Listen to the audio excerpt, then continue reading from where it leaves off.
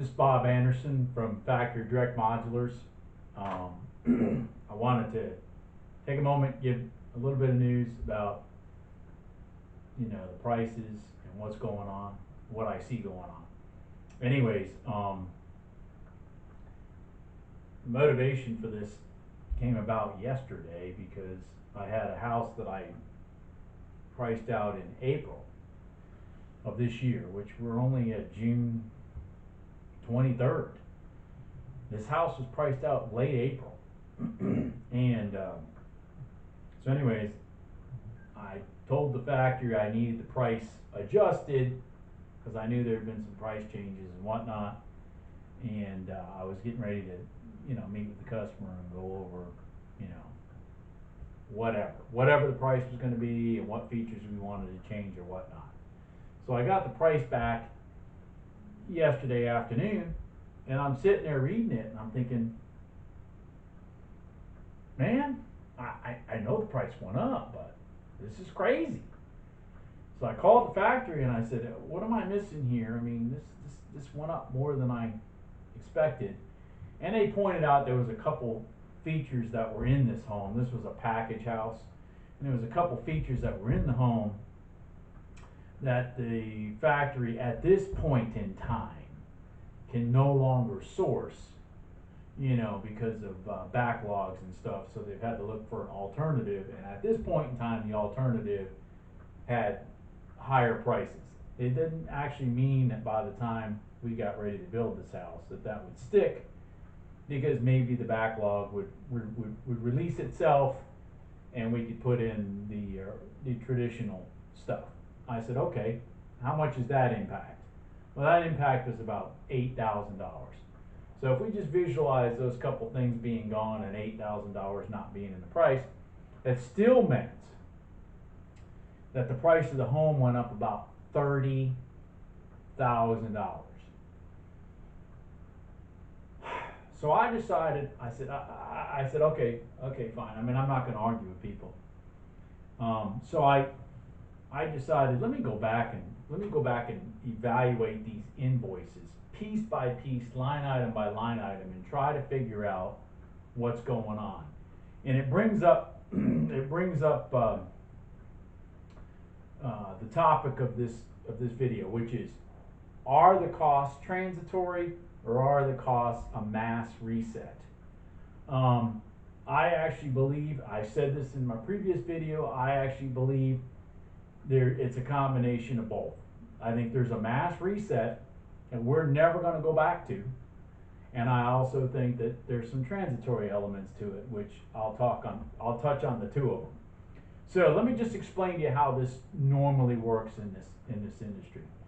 I pick a specific house, I contact whatever factory it is that builds that house, and they send me, a price sheet. Some of them are like 5 pages long, some of them are like 2 pages long, whatever, and they detail out the features of the house, yada yada yada. And there's a cost element into some of the features because they're not considered, say, standard in that house or whatever. Because they have a basis to start with, and then they build the house from there. Okay, so knowing there's a basis to start with, that means there's a base cost for this house, and then you build from there. The appliance package may add more, roof pitch may add more, whatever is above the base package. Okay. So anyways, I took the base package, I took the base price of what I had in April, and I compared it to the base price of what I had on June 22nd. And I went back and looked, and the base price of that house, of that $30,000, the base price itself went up $14,500. So the base price of the house went up $14,500. Just so you'll get an idea, when something goes into the base price, I don't ever see that go away. That's the stuff that never goes away. Because what the factories normally do when they have things that they feel are transitory, they put those on a separate line item and they call them a surcharge that's related to what's going on right now.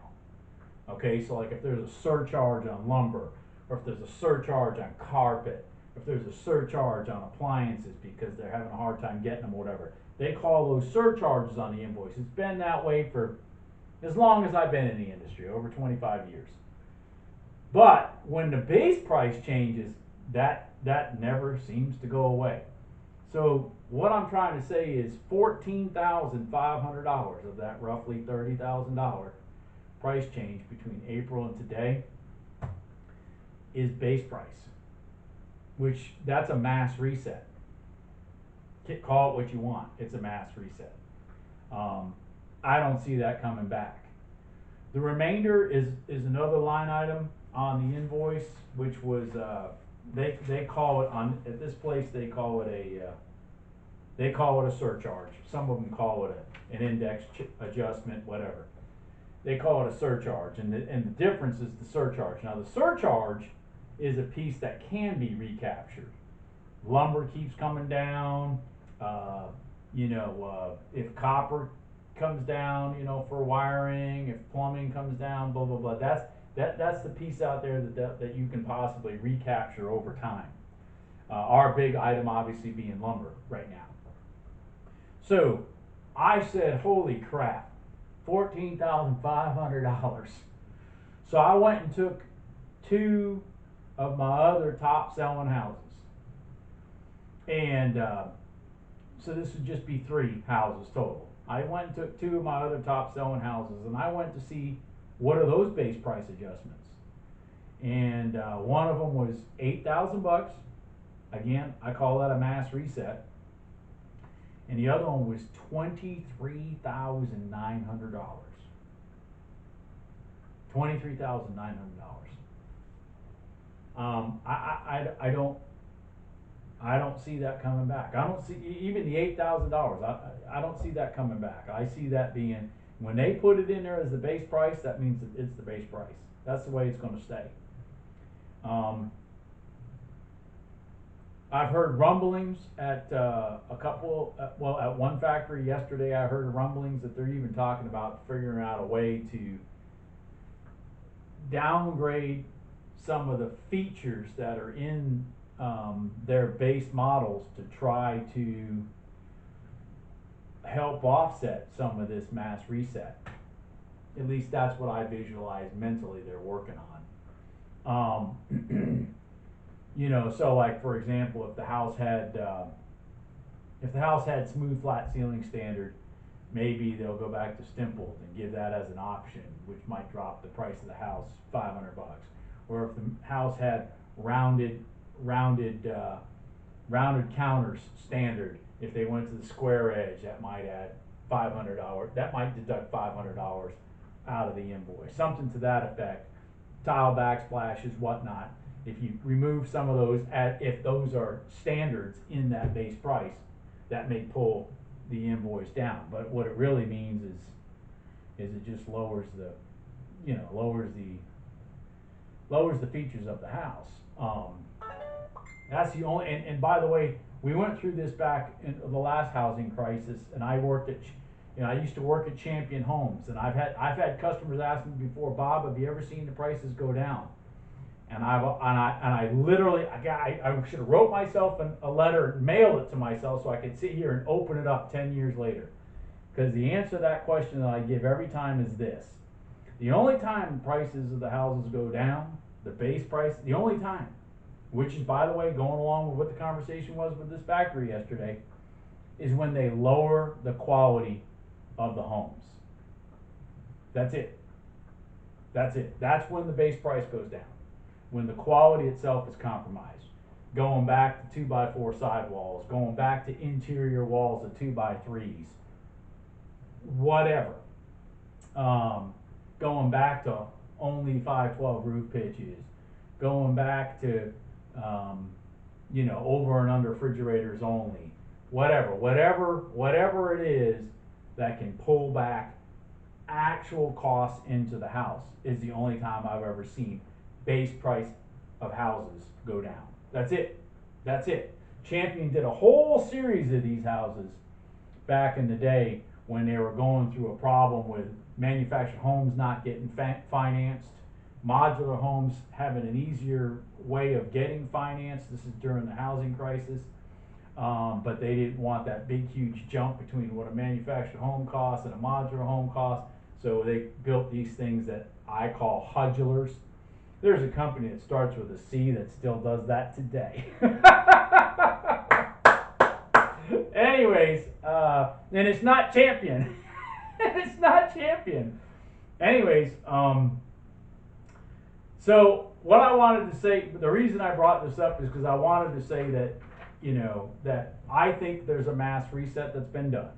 Now, let's talk about lumber prices. Lumber prices as of right now have dropped from that $1,700 high all the way down to about $870. That's a huge drop. That really is.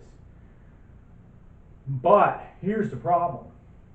One of the reasons that drop is so fast and furious is that there's a glut.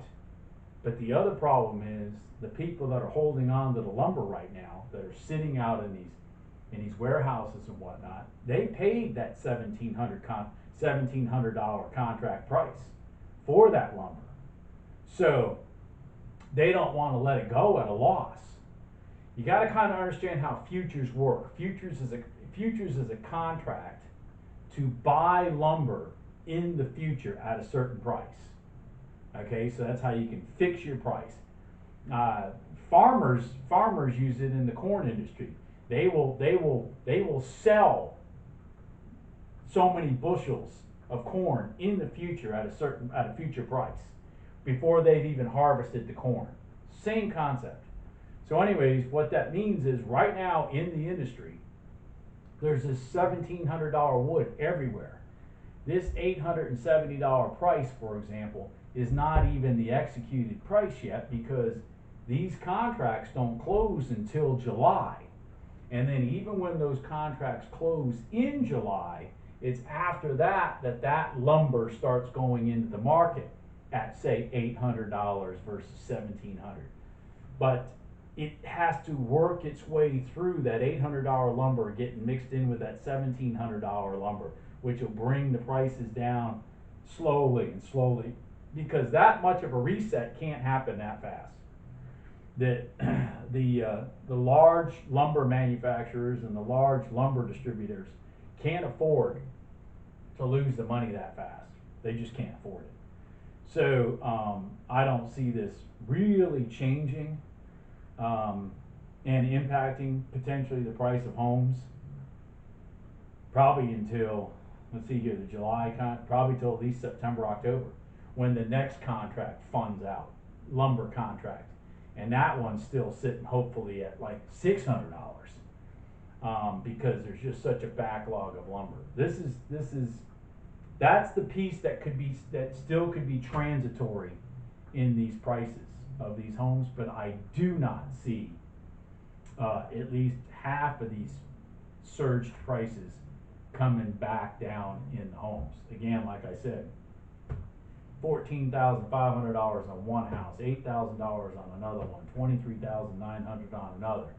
Those are prices I don't expect to recapture.